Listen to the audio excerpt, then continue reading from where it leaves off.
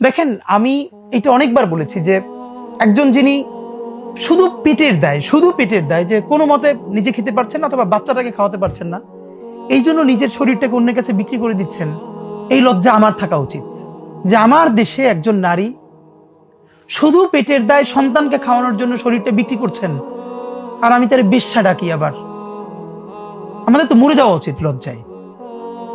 যে অন্য কোনো কারণে পতিতাবৃত্তি করে তার তো পক্ষ নেওয়ার কোনো কারণ নাই, কিন্তু এমন অনেক মানুষ আছে, আপনি রাতে বের হয়ে দেখেন বাচ্চার বুকে খাবার দিতে পারেন না।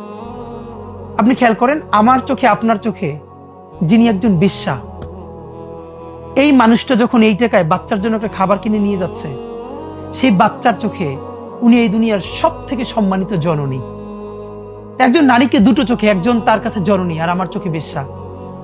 একটা বিশ্বাস করেন, ন্যূনতম বৈষম্যহীন ইনসাফের সমাজ যতদিনই আমরা সবাই মিলে তৈরি করতে না পারবো, ততদিন আমরা হয়তো কাউরে বেশ্যা আরো অনেক কিছু বলে গালি দিতে পারবো, আমরা একটা ভালো সমাজ পাবো না। এই দায়টা আমাদের সমাজের। আমরা এখনো বিয়ের খাবারে গিয়ে অর্ধেক খাবার নষ্ট না করলে আমরা জাতে উঠতে পারি না। আমরা এখনো যেই পরিমাণ কমিউনিটি সেন্টারে একটা বিয়ের প্রোগ্রামে খাবার নষ্ট হয়, এদেশে এখনো ডাস্টবিন থেকে খাবার তুলে খেয়ে, আপনারা রাত্রিরে দেখবেন, কালকে মগবাজারে দেখেছি রাত্রিরে বাচ্চারা খাবার তুলে খাচ্ছে। এই বাচ্চাটা আপনি হইতে পারতাম, আমি হইতে পারতাম, আল্লাহ আমাদেরকে এখানে পাঠান নাই।